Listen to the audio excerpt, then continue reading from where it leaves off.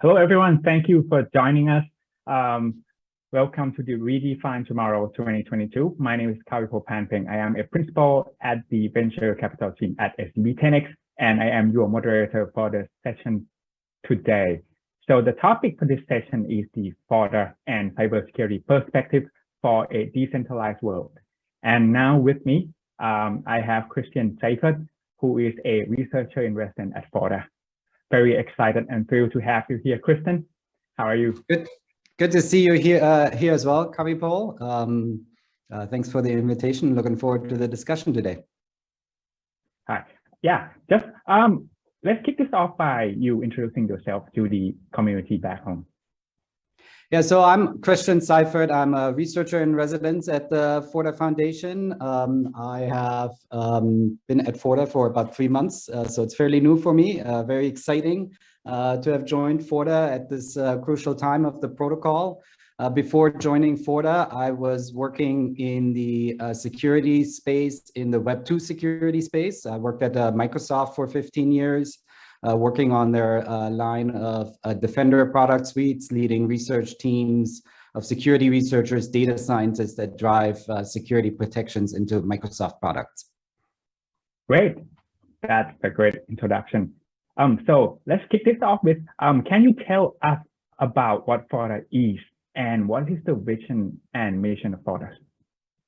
Yeah, so Forta's mission is really to secure Web3. So today, most protocols focus on investing in security in the pre-deployment stage, utilizing things like contract templates and going through smart contract audits. But this is really not enough. Protocols are still getting hacked. In 2021, the losses associated with hacks exceeded $2.3 billion. In 2022, despite the market conditions, we're likely to exceed that. And so Forta really comes into securing a protocol in the post-deployment stage. So you have your contract, it's been audited, now it's getting deployed. And what Forta does, it monitors the transactions that are happening against your protocol in real time to inform a protocol on whether an attack is happening. So a protocol is able to initiate either manual or automated incident response processes to prevent the hack from succeeding. Yeah, very cool. Just want to unpack this a little, like there are also some non-crypto natives who are watching at home as well. So can you tell us a little bit how Forta really works in a high level? Like, for example, like how many stakeholders are there working together, putting all the pieces to create a permissionless and decentralized cybersecurity network? Yeah, so Forta is really a distributed network, and I think that makes it quite unique. So there is this concept of scan nodes. So think of these as, let's say, full Ethereum nodes that are hooked up to the Forta network. These scan nodes forward transactions and blocks to community-developed detection bots. And these detection bots, these are either machine learning models, anomaly detection algorithms, or heuristics that then analyze the transactions for indicators of attacks. And when these indicators are detected, they will raise an alert. And these alerts are then subscribable by protocols through a variety of means, things Slack, Telegram, PagerDuty, and then they can be integrated into a protocol's incident response processes. Right, very nice. So the next question is, what is the state of crypto and Web3 cybersecurity in 2022? Well, generally, it's not great. If you look at the amount of losses that are happening in Web3, they're huge. And some of these hacks, if I think about the Ronin bridge attack that happened a couple of months ago, are huge. The Ronin bridge attack was over $600 million that were lost. It was an attack that was not detected right away. It took the protocol 6 days to detect the attack. And so users still happily deposited funds into the bridge that was essentially in control of the attacker. Now, some protocols are taking security seriously and have a comprehensive security strategy. Some protocols are conducting smart contract audits. And as I mentioned, that is really not enough. You need to think about pre and post deployment stages to secure your protocol.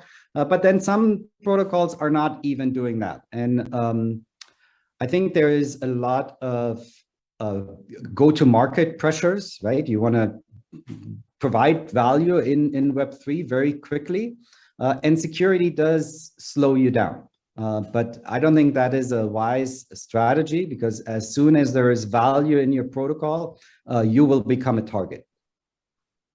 Okay, so talking about like types of attacks in blockchain and Web3, in Web2, I think we all are familiar with ransomware, right?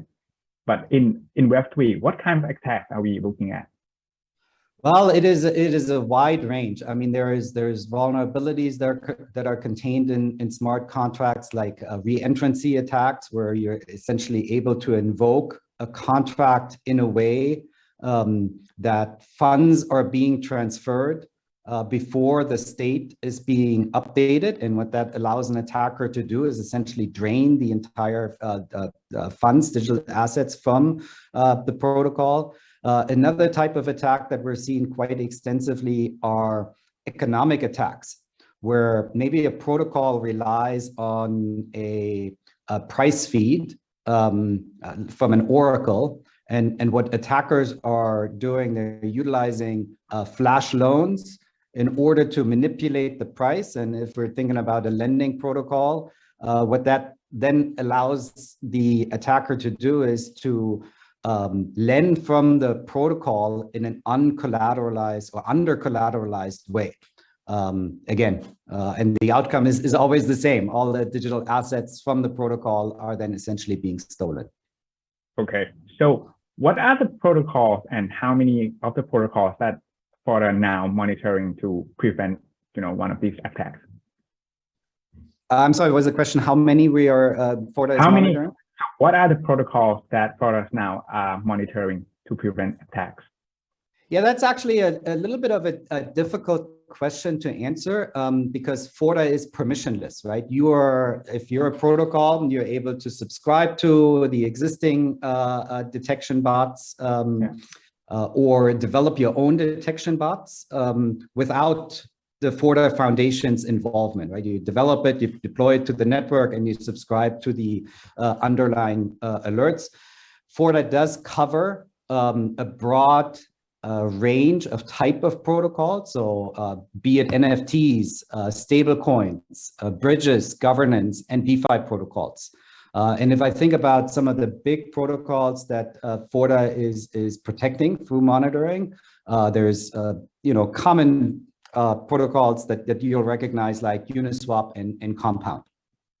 And then Forta actually monitors Forta itself through Forta. Right. So as a researcher, what is the biggest challenge in regards of crypto cybersecurity on Web3 cybersecurity that you think it is that the industry should focus? Well, so monitoring is only the first step to securing a protocol in the post-deployment stage. You can have the best monitoring in place, the most timely alerts, but if there is nobody consuming those alerts and having associated incident response processes, you will not be able to mitigate the attack. And so the biggest challenge I see today is to respond to alerts in a timely fashion through either automated or manual incident response processes to mitigate an attack. And if I look at the industry, I have not really seen any services out there that offer comprehensive incident response monitoring, just like there's auditing services today. And I think that's kind of where the industry needs to go, either by providing services or providing educational content to empower protocols to conduct incident response processes as themselves. Right.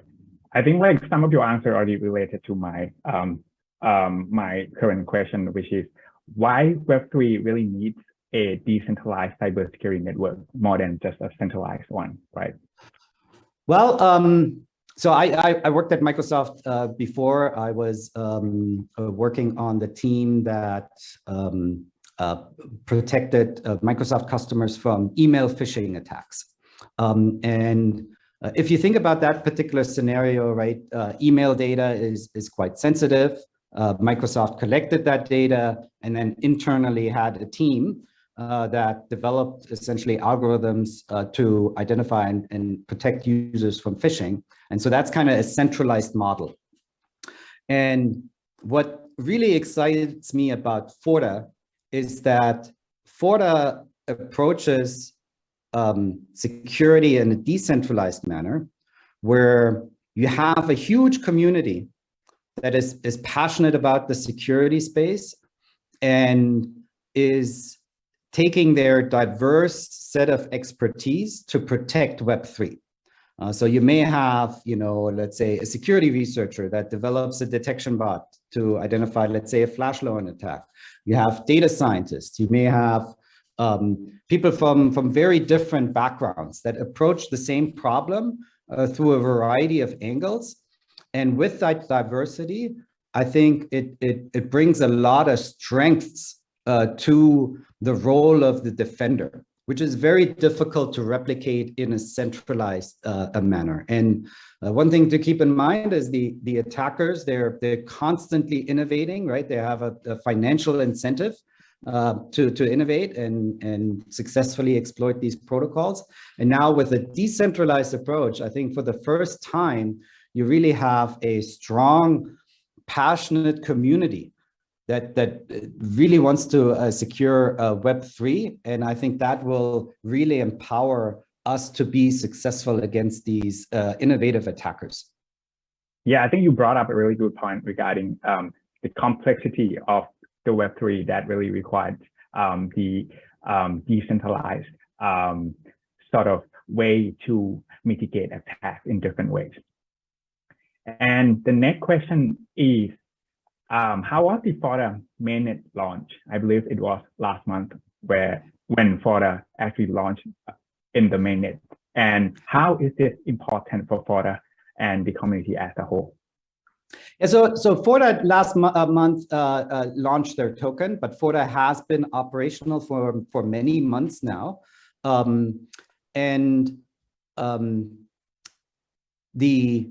What happened with essentially the token launch is that now there is cryptographic, crypto economic incentives to secure the network, where if you run a scan node, so these are the nodes that forward transactions and blocks to these detection bots, you are now incentivized to secure the network by staking Fort tokens.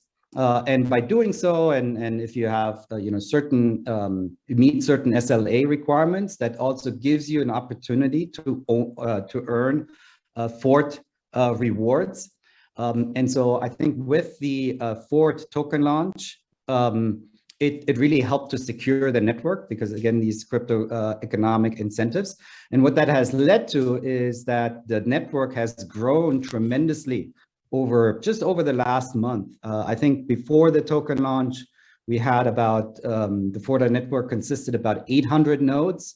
And now it's well over 4,000 nodes. And I think this is really exciting to see that, the Fort token launch and the crypto economic incentives have really allowed the Forta network to grow tremendously and secure Web3.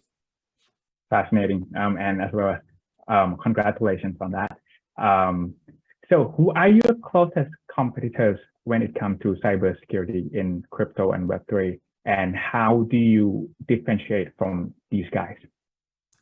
Well, I don't really know who are the competitors. There are certainly certain projects that offer monitoring capabilities. But as I mentioned earlier, I think the way Forta is structured as a decentralized protocol with a huge community that's all passionate about securing Web3, having these crypto economic incentives of rewarding scan node operators, having a community that is able to develop and deploy detection bots in a permissionless way. I think that is very unique, and I don't see anybody else doing that. Okay, so in relation to competition still, do you really anticipate legacy players in cybersecurity in Web2, for example, Checkpoint, CrowdStrike, and Palo Alto Networks, really jumping into the space to provide some sort of cybersecurity solution for the decentralized security? Yeah, that is a very interesting question, and I hope they do, because I think the more defenders are entering the space, the better it is for the mission of securing Web3. But if I think about these companies, they are approaching security very differently compared to how Forta is approaching it. They are essentially collecting data from their customers in a centralized fashion, and then they're building products and services on top of that data to protect those customers, right? And so the goals of those companies are, of course, to secure those customers, but then also it's about making money.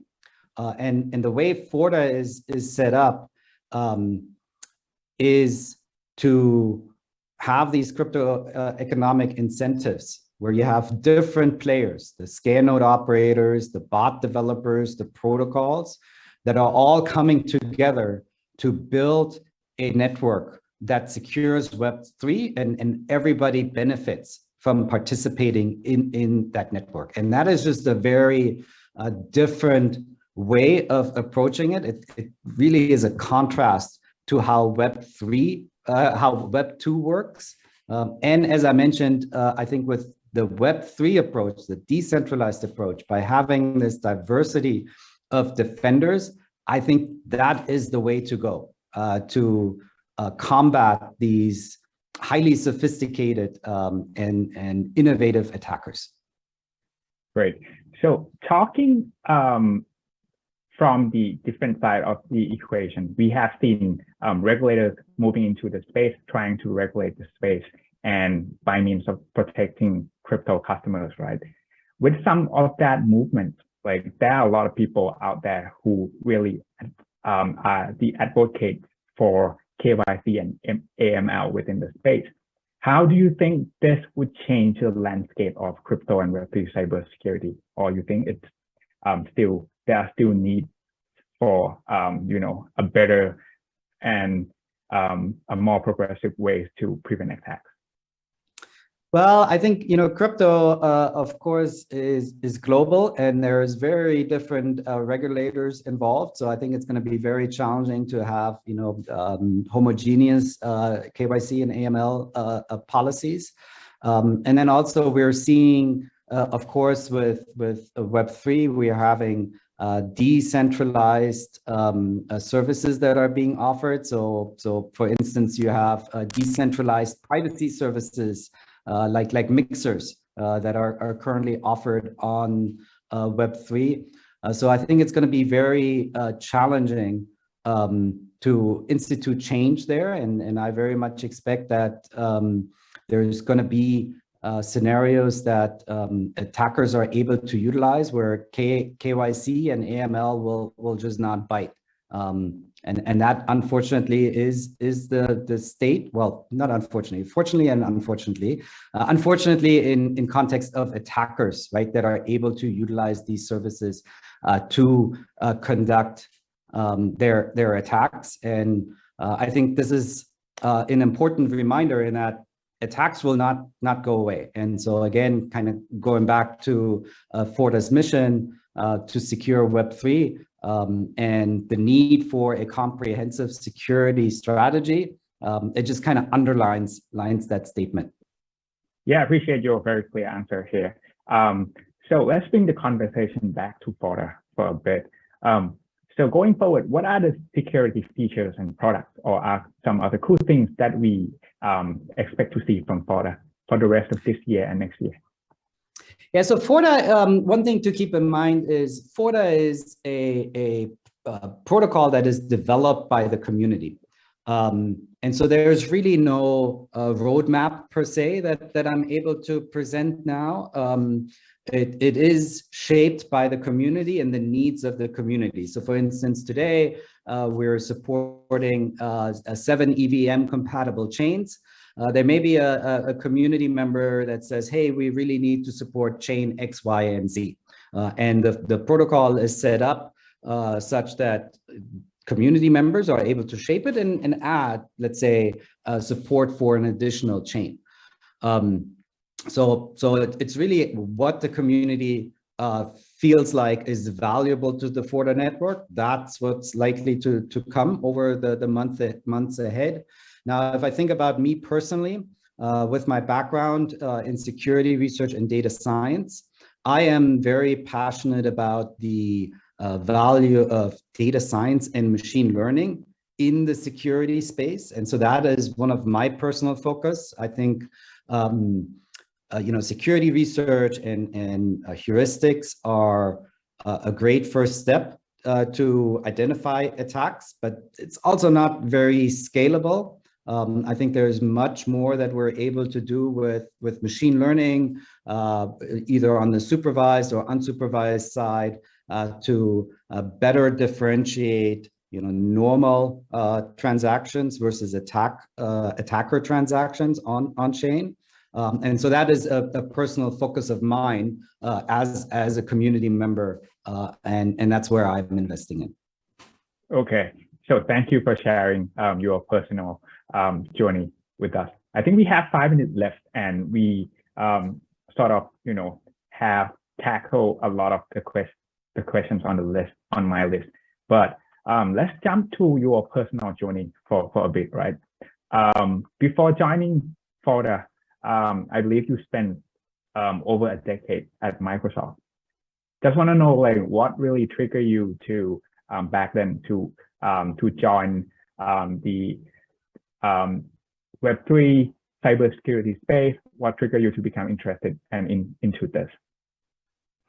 Well, I think Web3 is just a fascinating space. The whole aspect of censorship resistance, distributed nature, having crypto economic incentives that really empower the broader community to build and benefit from this structure. And so what I found myself doing over, let's say, the last 2 years is learning about Web3 and becoming more and more excited the more I learned. And I did this, in my evenings or on weekends. And at a certain point in time, I said, well, if I'm so passionate about this space, why don't I make it a full-time job? And then, I learned about Forta and was very excited about how Forta is approaching this security problem in the decentralized way. And I jumped onto this opportunity, and I've been here 3 months now, and couldn't have been happier. It's been a great experience. All right, thank you for sharing with me. Yeah, and as a researcher, how do you approach the unknown variables? I think like a lot of people refer back to the Konstantin Kishensky's the known unknown matrix, right? Where I think the 4th quadrant, it is the quadrant where you have the unknown unknowns. Like, just want to know, like, as a researcher, how do you approach that for like those variables within the quadrant? Like, what way do you approach those? Yeah. I think that that's an interesting question. I mean, with blockchain technology, I think one of the big advantages that we have is that the data is all public. And so, of course, today, I don't know what attacks we're not able to detect.